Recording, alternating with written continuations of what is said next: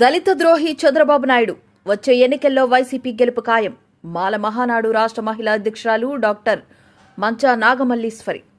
TDP అధినేత చంద్రబాబు నాయుడు దళిత ద్రోహి అని మాల మహానాడు రాష్ట్ర మహిళా అధ్యక్షురాలు డాక్టర్ మంచా నాగమల్లీశ్వరి పేర్కొన్నారు. ఆమె శనివారం పౌర గ్రంథాలయంలో జరిగిన మీడియా సమావేశంలో మాట్లాడారు. చంద్రబాబు నాయుడు దళితులను కేవలం ఓటు బ్యాంకుగానే చూశారు అని మండిపడ్డారు. ఎన్నికలు వస్తున్న వేళ అన్ని రాజకీయ పార్టీలకి దళితుల మీద ఎనలేని ప్రేమ పుట్టుకొస్తుందన్నారు. రాష్ట్రంలో 29 దళిత నియోజకవర్గాలు ఉండగా టీడీపీ ఒక్క స్థానం మాత్రమే గెలిచిందన్నారు. స్వార్థ ప్రయోజనాల కోసం గతంలో దళితుల మధ్య వర్గీకరణ చిచ్చు పెట్టారన్నారు. మాల మహానాడు రాష్ట్ర అధ్యక్షుడు పివి రావు ఇతరులను గుర్రాలతో తొక్కించిన ఘనత చంద్రబాబు నాయుడుదే అన్నారు.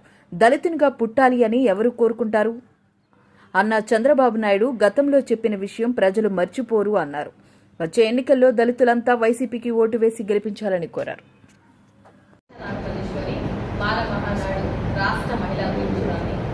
అదేవిధంగా నాతో పాటు కూర్చున్నటువంటి మాల మహానాడు సభ్యురాలకు నేను పిలవగానే ఇంటైంకి వచ్చి ప్రతిసారి మాకు అండగా నిలిచినటువంటి మీడియా మిత్రులందరికీ ప్రత్యేక ధన్యవాదాలు తెలియజేస్తున్నాను. ఇవాళ ఎలక్షన్ ఫైర్ అంతా రాష్ట్రం అంతా స్టార్ట్ అయింది కాబట్టి ప్రతి ఒక్క నాయకుడికి ప్రతి ఒక్క రాజకీయ పార్టీకి దళితుల మీద ఎనలేని ప్రేమ వస్తుంది.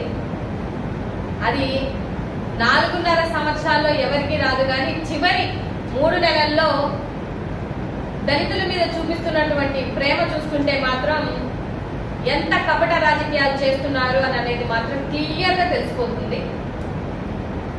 ఏ విధంగా అయితే ఈ రాజకీయాలు పన్నుతున్నటువంటి కుట్రలు, దళితుల మీద చూపిస్తున్నటువంటి కపట ప్రేమలు ఇవేమి నమ్మే పరిస్థితిలో దళితులైతే లేరని ఈ సందర్భంగా తెలియజేస్తున్నాను.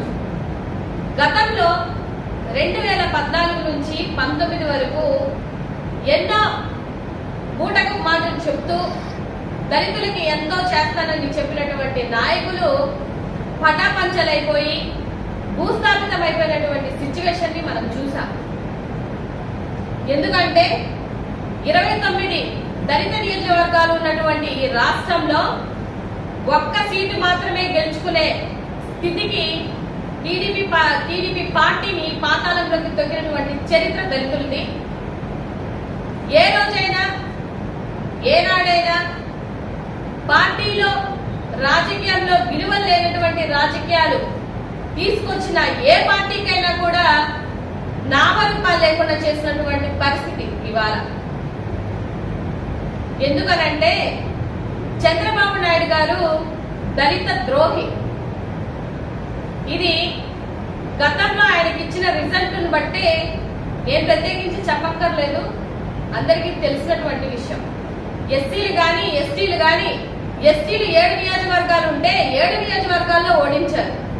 ఎస్సీలు 29 ఉంటే 28 స్థానాల్లో వాళ్ళని ఓడించినటువంటి పరిస్థితి. నేనేం చెప్తున్నాను అని అంటే, మాలో మాకు అన్నదమ్ముల్లా ఉన్నటువంటి మాలో మాకు విభజన వర్గీకరణ అనే మాటలు తీసుకొని వచ్చి ఎలక్షన్ టైంలో మాత్రమే మమ్మల్ని గుర్తు చేసుకుంటున్న నాయకులందరికీ ఈ సభాముఖంగా తెలియజేస్తున్నారు. ఖబర్దార్, ఏ నాయకుడైనా సరే దళితులకి చేత కాదు, దళితులకి రాజకీయాలు ఎందుకు, దళితులు చట్టసభల్లో మాట్లాడే అవకాశం కల్పించలేను అని మాట్లాడుతున్న ఆలోచన విధానంతో ఉన్న ఏ నాయకుడికైనా సరే గతంలో చరిత్ర చూసుకున్నట్లయితే పార్టీల పరిస్థితి ఏమయ్యాయి, ఎలాంటి గతి పట్టింది అనేది ఒకసారి ఆలోచించుకోవాలి.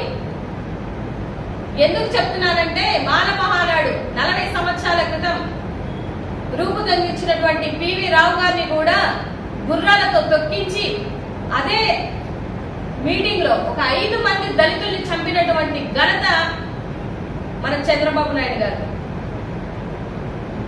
ఆయన నోటితోనే ఆయన ఎవరైనా దళితులుగా పుట్టాలి అనుకుంటారా అని చెప్పినటువంటి ద్రోహి. ఇవాళ మా ఓట్ల కోసం ఆయన పడుతున్న ఆరాటం చూస్తుంటే నాకైతే నవ్వు వస్తుంది. ఎందుకంటే 14 సంవత్సరాల చరిత్ర, 40 సంవత్సరాల రాజకీయ చరిత్ర అని చెప్పుకొని తిరుగుతున్నటువంటి ఆయన దళితులకి ఏం చేశారు అని అనేది ఒక మాట చెప్పాలి. వాళ్ళు ఏ రోజు దళితులకి ఏమీ చేయలేదు, చెయ్యబోరు. ఎందుకంటే వాళ్ళకి దళితులన్నా పేదలన్నా వాళ్ళ కష్టంలో వాళ్ళ చెమట చుక్క కూడా వాసన కూడా వాళ్ళకి ఇష్టం ఉండదు. అలాంటి వ్యక్తి మన చంద్రబాబు నాయుడు గారు. ఏ రోజు దళితులకి ఒక మంచి స్థానాన్ని కల్పించిన పాపాల పోలేదని చరిత్ర ఒకసారి గమనించుకుంటే తెలుస్తుంది. దళితులన్నా చులకనే, ఆడవాళ్ళన్నా చులకనే, బీదలన్నా చులకనే. ఆ ధోరణితో ఉన్నటువంటి ఏ పార్టీ అయినా సరే డెఫినెట్ గా వాళ్ళకి సమాధానం చెప్తాం 2024 ఎలక్షన్లో. ఆశాభావాలని, వారి ఆలోచన విధానాలని ఏ నాయకుడైతే తీసుకొస్తున్నాడో ఆ నాయకుడికే మళ్ళీ పగ్గాలు గాని సీఎం కుర్చీని గాని దళితులందరూ ఇవ్వబోతున్నారని ఈ సందర్భంగా తెలియజేస్తాను. అదే ఆలోచన విధానాన్ని మేము జగన్మోహన్ రెడ్డి గారిలో చూసాం కాబట్టి దళితులంతా ఆయనకు అండగా, మాలలంతా ఆయనకు అండగా ఉండి ఈ మాల మహానాడు ఈ సంఘం నుంచి మేము చెప్తున్నది రాష్ట్ర మహిళా అధ్యక్షురాలుగా మా దళితులందరికీ మేము పిలుపునిస్తున్నాం. డెఫినెట్ గా రాబో 24లో సీఎం గారుగా మళ్ళీ జగన్మోహన్ రెడ్డి గారి కుర్చీ ఎక్కుతారు. మీరు ఎన్ని కళ్ళబోల్లి మాటలు చెప్పినా కూడా మా దళితులు నమ్మే పరిస్థితుల్లో లేరు కాబట్టి మీ కుయక్తులతోటి ఏదో రాజకీయం చేసేసి దళితుల ఓట్లు దండుకోవడానికి మీరు వేస్తున్నటువంటి నాటకాలను తిప్పికొడతాము. తప్పకుండా రాబో కూటమికి అధపాతాలకి తొక్కేది మాత్రం దళితులే అని సందర్భంగా తెలియజేస్తూ నా కోసం వచ్చినటువంటి మీడియా మిత్రులందరికీ నా హృదయపూర్వక ధన్యవాదాలు.